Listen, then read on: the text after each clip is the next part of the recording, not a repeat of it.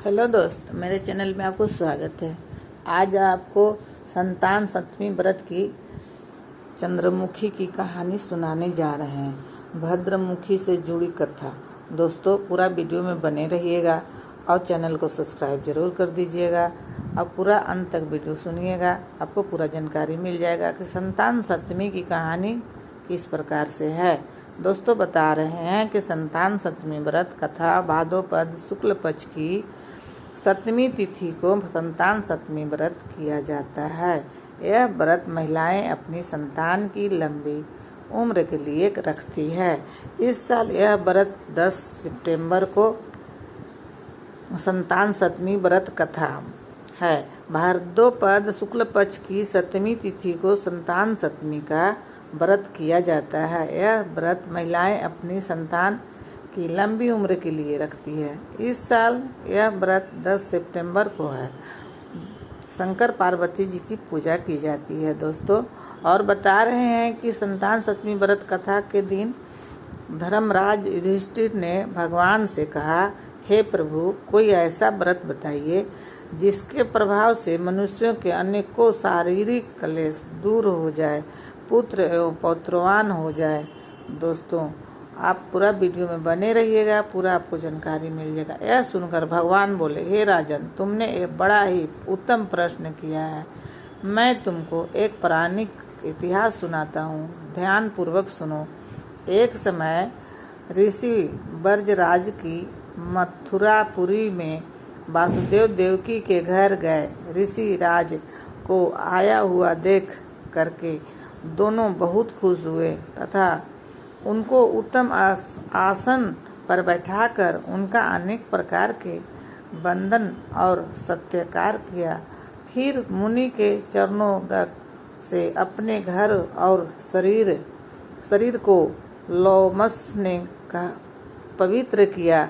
वह प्रसन्न होकर उनको कथा सुनाने लगे। कथा के कहते लोमस ने कहा कि हे देवकी, दृष्ट दुर्चारी पापी कंस ने तुम्हारे कई पुत्र मार डाले हैं, जिसके कारण तुम्हारा मन दुखी है।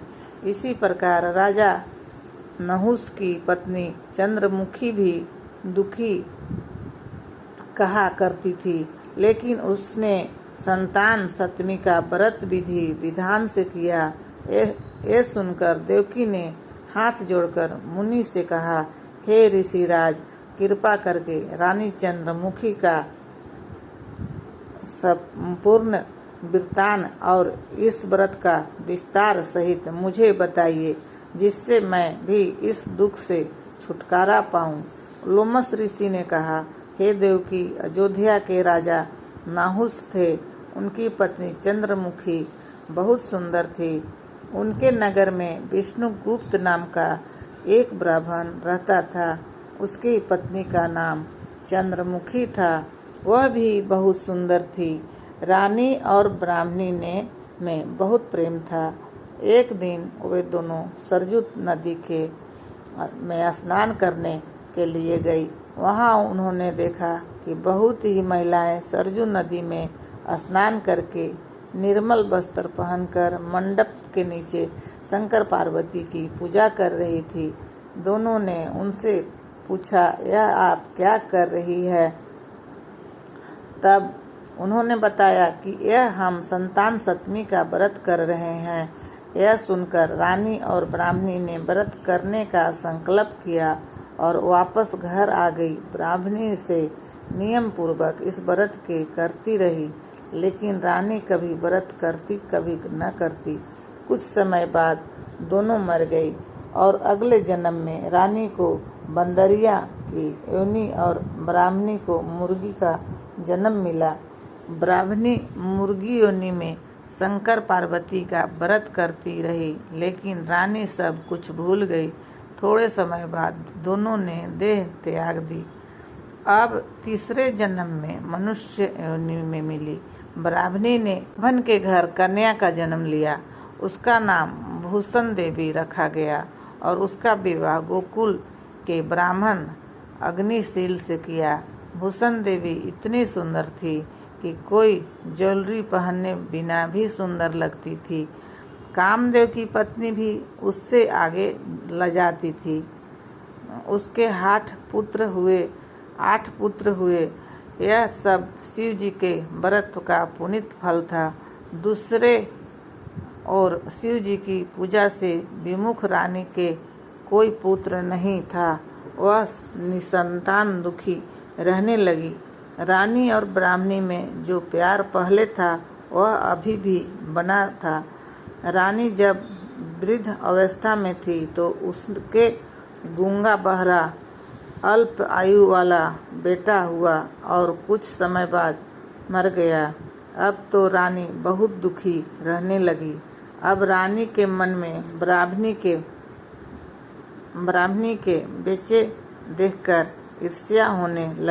बेटे को देखकर ईर्ष्या होने लगी।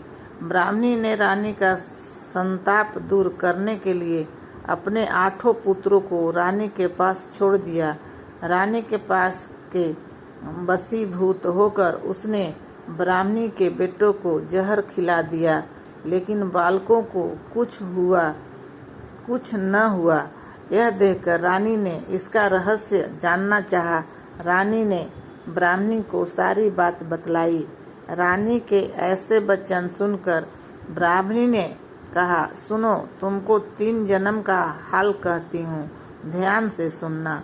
तब ब्राह्मणी ने रानी को चंद्रमुखी और भद्रमुखी से लेकर बंदरिया और मुर्गी की कहानी सुनाई और कहा कि मुझे लगता है कि तुम्हारे ऊपर जो भारी संकट है वो उसका कारण भगवान की पूजा से विमुख होना है।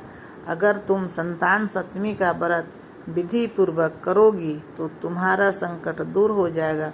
भूषण देवी के मुख से ये बात सुनकर रानी को सभी याद आ गया और पश्चाताप करने लगी। उसने ब्राह्मणी के पैरों में गिरकर क्षमा मांगी और उस दिन से रानी ने नियम पूर्वक व्रत किया।